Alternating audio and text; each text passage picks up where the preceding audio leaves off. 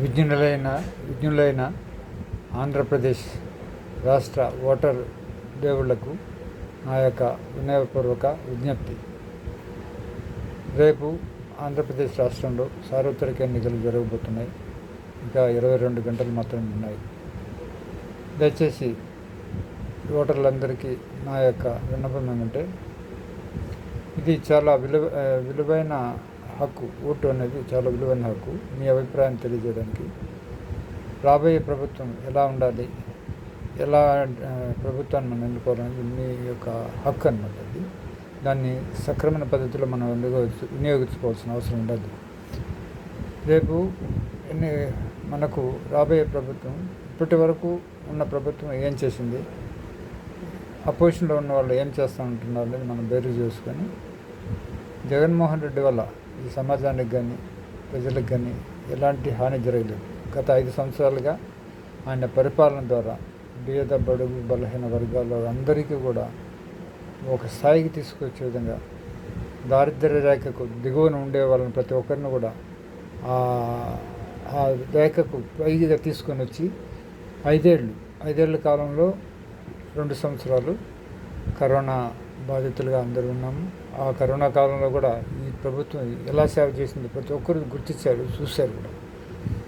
కానీ చంద్రబాబు అనే వ్యక్తి 45 సంవత్సరాలు రాజకీయ అనుభవం ఉన్నప్పటికీ, 14 సంవత్సరాలు ముఖ్యమంత్రిగా చేసినప్పటికీ కూడా ఆయన ఎప్పుడు కూడా ఇలా ప్రజా సంక్షేమాన్ని గురించి, రాష్ట్ర అభివృద్ధి గురించి ఎప్పుడు ఆలోచించిన పాపాన్ని పోలేదు.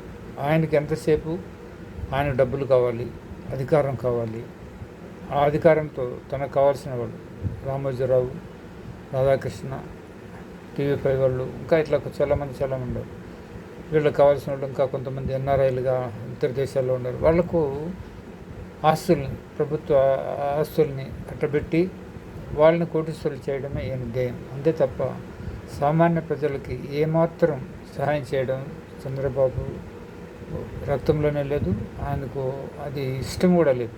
వాళ్ళంటే అసహ్యం ఆయనతో. పేదవాళ్ళంటే ఆయనకి అదొక విధమైన ఇది అసహ్యమైనది. కాబట్టి చంద్రబాబు అధికారం కోసం తప్పించిపోతున్నాడు. ఇంతకాలం అధికారం అనుభవించి లక్షల కోట్లు అక్రమ ఆదాయాలు సంపాదించి దేశ విదేశాల్లో ఆస్తుల్ని కూడబెట్టుకున్న వ్యక్తి ఇంకా అధికారం కోసం అరులు చేస్తున్నట్టే ఆయనలో అధికార దాహం ఎంత ఉందనేది మనం గుర్తుంచుకోవాలి.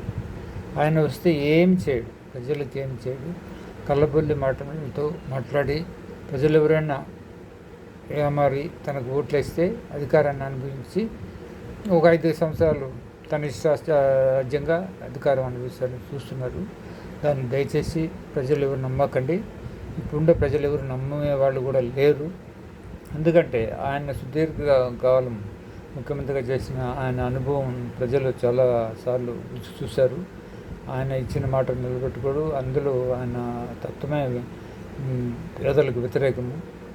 కానీ జగన్మోహన్ రెడ్డి గారు వయసులో చిన్నవాడైనా 5 సంవత్సరాల పరిపాలన ఎలా చేయాలనో 70 సంవత్సరాలుగా ఈ దేశంలో ఎవరికి ఏ రాజకీయ నాయకుడికి చేతకాని పనులన్నీ చేసి అనేక అభివృద్ధి సంక్షేమ కార్యక్రమాలు నడిపి ప్రజలు మన్నన పొందాడు. ప్రతి ఒక్కరూ ఈరోజు ఆయన వల్ల లబ్ధి పొందని మధ్యతరగతి, దిగువ మధ్యతరగతి కుటుంబాలు ఎవరూ లేరంటే ఇది చాలా ఆశ్చర్యకరమైన విషయం. నిజంగా కూడా జరిగింది. ఆయన ఎంతసేపు ప్రజల గురించే ఆలోచిస్తాడు. తన బంధువులు, స్నేహితులు, తన చుట్టూ ఉన్నవాళ్ళు, వాళ్ళ ఆస్తుల్ని పెంపొందించడం కోసం కానీ తనకు కానీ ఎలాంటి లేదు.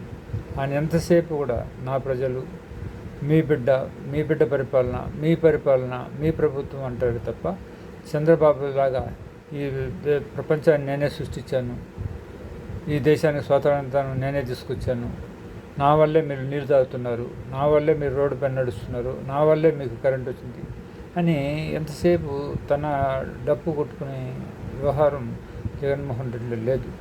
కాబట్టి ఇన్నిసార్లు చంద్రబాబు వల్ల మోసపోయిన మనం మళ్ళీ ఒకసారి మోసపోయి ఆయనకు ఓటేసి మన యొక్క ఇబ్బందుల్ని మనమే కొని తెచ్చుకునే ప్రయత్నాలు దయచేసి ఎవరూ చేయకండి. ప్రతి ఒక్కరూ మన జగన్మోహన్ రెడ్డికి ఫ్యాన్ గుర్తుపైన ఓటేసి అభ్యర్థుల కన్నా కూడా నాయకుడు అనేవాడు ముఖ్యమైన నాయకుడు తీసుకునే చర్యలు అయితేనే కానీ అతని ఆలోచనలే ప్రభుత్వాన్ని నడిపిస్తుంది. పేద ప్రజల్ని ఇప్పటికీ చాలా వాళ్ళ స్థితులు మార్చగలిగాడు. ఈ 5 ఏళ్ల కాలంలో ఇంకా మెరుగైన స్థితికి తీసుకొని వచ్చేందుకు ప్రయత్నిస్తాడు. చదువు విషయం, విద్య, వైద్యము, వ్యవసాయం, ఈ రంగాల్లో ఆయన చేసి చూపించిన చొరవ, అంతేకాకుండా గ్రామ స్వరాజ్యం అంటే మన ఇంట్లోకి పరిపాలన తీసుకొచ్చాడు, మన విలేజ్లోకి తీసుకొచ్చాడు. సెక్రటేరియట్ల ద్వారా ఎవ్వరికి ఎలాంటి లంచాలకు తావు లేకుండా, అవినీతికి తావు లేకుండా అర్హులైన ప్రతి ఒక్కరికి ప్రభుత్వ ఫలాలని నేరుగా వాళ్ళ అకౌంట్లోకి చేర్చి ఏర్పాట్లు చేసిన ఏకైక నాయకుడు జగన్మోహన్ రెడ్డి. ఈ 5 ఏళ్ల కాలంలో ఏ ప్రజలు కూడా ₹1 లంచం ఖర్చు పెట్టి పొందిన సంక్షేమ పథకం ఒకటి కూడా అన్నీ ట్రాన్స్పరెంట్గా మన వాలంటీర్ వ్యవస్థ ద్వారా వాళ్ళ ఇంట్లోకి చేర్చారు. ఎన్నో కార్యక్రమాలు చేస్తున్నారు. ఇలాంటి ముఖ్యమంత్రిని మళ్ళా మనం దూరం చేసుకుంటే మన తలరాతను మనమే రాసుకున్నట్టు అవుతుంది. దయచేసి విద్య లేని ప్రజలు దీన్ని గ్రహించి ఏ పరిస్థితుల్లోనూ మళ్ళీ పొరపాటు చేయకుండా, అంటే ఇప్పటికే ప్రజలు అయితే గుర్తించారు. కొన్ని మీడియా సంస్థలు అనవసరమైన ఆరోపణలు చేస్తూ తప్పుడు మాటలతో ప్రజల్ని ఏదో విధంగా తప్పుదారి పట్టించడానికి ప్రయత్నాలు చేస్తున్నారు. దాన్ని అంతా నమ్మరు. ఎందుకంటే అవి చంద్రబాబు జేబు సంస్థలు అనేసి ప్రజలకు ఎప్పుడూ అర్థమైంది కాబట్టి నమ్మరు. అయినప్పటికీ ప్రతి ఒక్కరికి ఒక హెచ్చరికలాగా, ముందస్తు విన్నపంలాగా చెప్తుండేది అంటే చంద్రబాబు, ఈనాడు, ఆంధ్రజ్యోతి వీళ్ళ మాటలు నమ్మకండి. మీకు జగన్మోహన్ రెడ్డి ఏం చెప్తున్నాడు, నా వల్ల మీకు మేలు కలిగిందంటేనే ఓటేయని అంటాడు. అది ముఖ్యమైన మాట. ఎవరైనా అలా చెప్పగలిగే ధైర్యం ఏ రాజకీయ నాయకుడి కన్నా ఉందా? ఆయన చేశాడు కాబట్టి చెప్తున్నారు. కాబట్టి చేసినది మనం గుర్తించాం కాబట్టి మరి పెద్ద మెజారిటీతో ఈసారి జగన్మోహన్ రెడ్డిని గెలిపిస్తుంటే కనుక ఇంకా 5 ఏళ్ళు ప్రజలు సుఖ సంతోషాలతో అన్ని విధాలుగా బాగుపడే అవకాశం ఉంటుంది. కాబట్టి దయచేసి అందరూ ఆలోచించి ప్రతి ఒక్కరు ఫ్యాన్ గుర్తుపైన 2 ఓట్లు వేయండి. ఒకటి అసెంబ్లీకి, ఒకటి పార్లమెంట్కి వేసి అత్యధిక మెజారిటీతో గెలిపిస్తారని మీ పైన నమ్మకంతో విరమిస్తున్నాను. Thank you. అందరికీ నమస్తే.